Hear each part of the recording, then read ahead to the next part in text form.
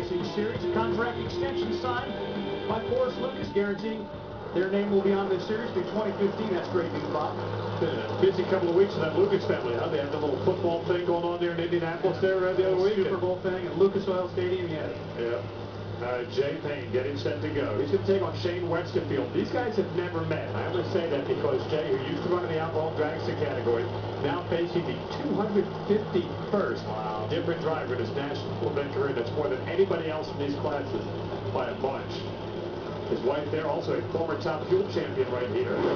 Shane Westfield getting some help from Bob DeVore this year, and that could be one of the most improved cars. We mentioned last year, these guys should continue to make some good progress, make good runs. If they just step up, pick up a few hundreds here and there, be with the elite cars in the class, they'll be contending for that championship. They'll get a chance to show how much improved they are right here against Jay. Claremont, California to the near lane. Lake Forest, California to far. Whoops. Wow!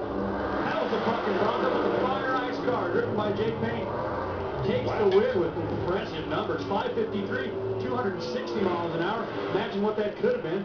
It would have been driving up and over the hills. I'll tell you, that might be the ugliest 553 run I've ever seen in my life. Shakes the tires off the starting line, then porpoises up and down the racetrack. I'm expecting a 65 or something to come up on the board. 553. That means that Jay has got an awful lot of horsepower. Still ran 261. Shane's car, yeah, you come out there and you shake the tires like that. We've seen that. Brian Howe did it over there in that lane. Had some problems. Shane just not able to recover. You saw how quickly he was off the throttle with those running to the supercharger closing. But Jay takes that fire ice car right down the lane at a 553. Now shaking down the far end, John.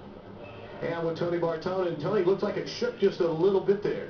Well, you know, crew chief got after it a little bit in first gear, trying to make this thing run into the 40s, and it bit us. But we'll go back, we'll analyze the data, had to pedal it, a little bit of a wild ride, moving around quite a bit, but we got the win light. We'll go back, analyze the info, and tune her up for semifinals.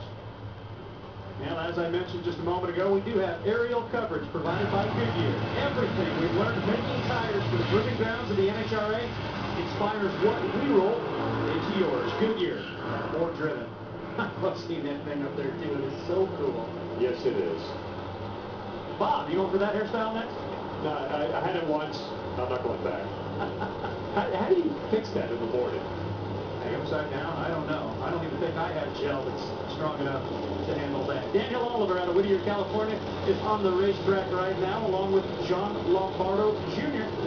John made wholesale changes to his operation during the off-season. Parked his other car, bought this car from the O'Bannon family, hired Jeff Loronis to come on as a crew chief for Oregon, so it's a completely new look. So the Napa Auto Parts Lucas Oil team against Randy Goodwin, the big guy over there, and his driver Daniel Oliver. And that has been a very surprising car. Every time it shows up, it's 550 potential. It'll be interesting to see how he does over there against the new operation for John Lombardo. Check in with a great 561 in qualifying. Daniels at 572. Got a tenth of a second, and that could be much in this class. What's the key right here might be what the white car can do coming off the starting line over there on the left-hand side of the racetrack.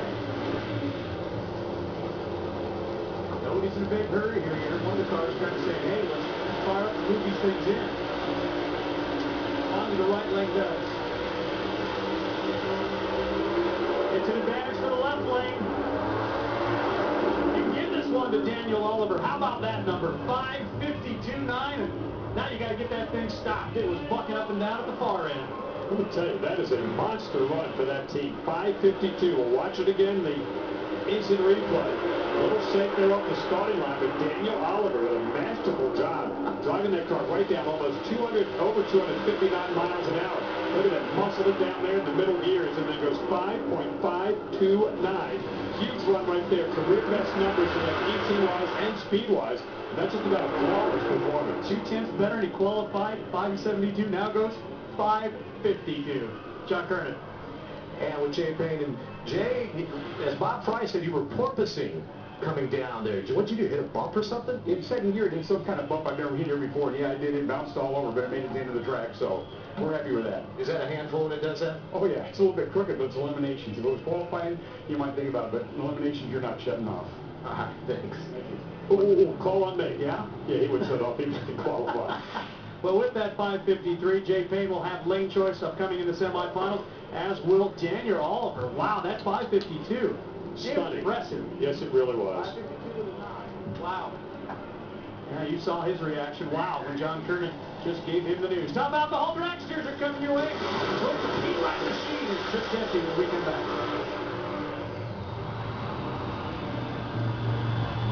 College basketball.